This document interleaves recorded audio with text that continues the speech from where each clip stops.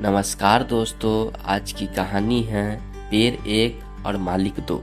एक बार की बात है, रोज की तरह बादशाह अकबर दरबार में बैठकर अपनी प्रजा की समस्या सुन रहे थे। सभी लोग अपनी अपनी समस्याएं लेकर बादशाह के सामने हाजिर हो रहे थे और तभी राघव व केशव नाम के दो पड़ोसी अपनी समस्या लेकर दरबार में आए। इन दोनों की समस्या की जड़ था इन दोनों के घर के बीच मौजूद फलों से लबालब भरा आम का पेड़। मामला आम के पेड़ के मालिकाना हक को लेकर था।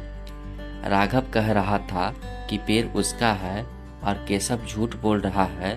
वही केशव का कहना था कि वह पेड़ का असली मालिक है और राघव झूठ बोल रहा है। पेड़ एक और मालिक दो का मामला बहुत उलझा हुआ था और दोनों में से कोई भी हार मानने को तैयार नहीं था।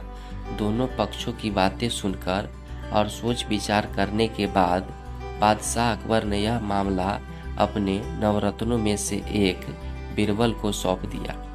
मामले को सुलझाने और सच्चाई का पता लगाने के लिए बीरबल ने एक नाटक रचा।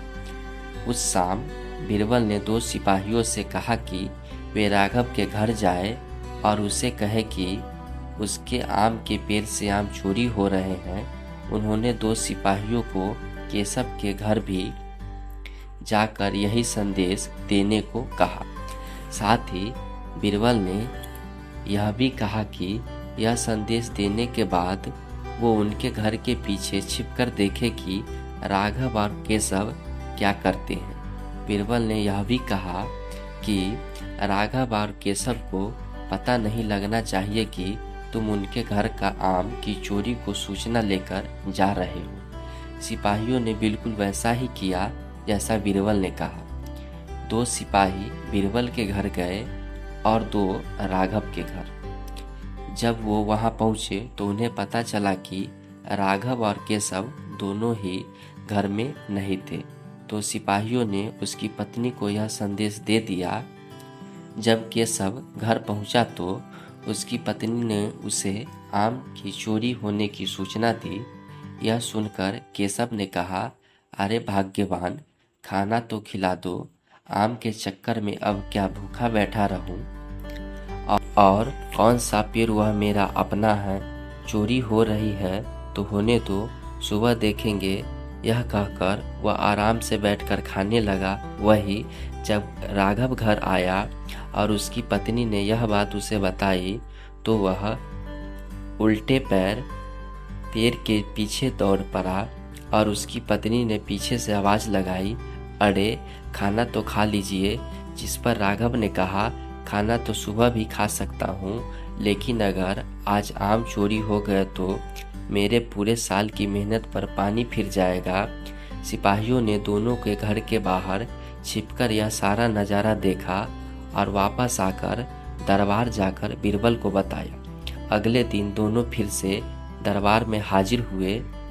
उन दोनों के सामने बीरबल ने बादशाह अकबर से कहा, जहाँ पना सारी समस्या की जड़ वह पेड़ है, क्यों न हम वह पेड़ को ही कटवा दे। न रहेगा बांस, न बजेगी बांसुरी। बादशाह अकबर ने इस बारे में राघव और केशव से पूछा, इस बारे में आप दोनों का क्या ख्याल है? इस पर केशव ने कहा, हुजूर आपकी हुकूमत है, आप जैसा कहेंगे मैं उसे चुपचाप स्वीकार कर लूँगा। वही राघव ने कहा, मालिक, मैंने 7 वर्षों तक पेड़ को सींचा है, आप चाहे तो उसे केशव को दे दीजिए, लेकिन कृपया करके उसे कटवाए न। मैं आपके आगे हाथ जोड़ता हूँ। इन दोनों की बात सुनकर बादशाह अकबर ने बीरबल की तरफ देखा और कहा, अब आपका क्या कहना है बीरबल?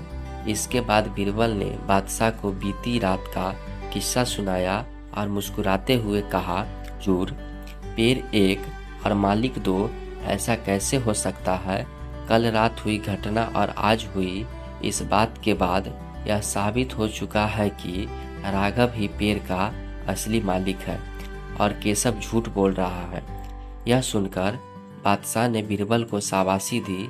उन्होंने अपने हक के खातिर लड़ने के लिए राघव को बधाई दी और चोरी करने व झूठ बोलने के लिए केशव को जेल में बंद करने का आदेश दिया। तो दोस्तों, एक पेड़ और दो मालिक कहानी से हमें यही सीख मिलती है कि परिश्रम किए बिना छल से किसी और की चीज को चुराने का अंजाम बुरा ही होता है।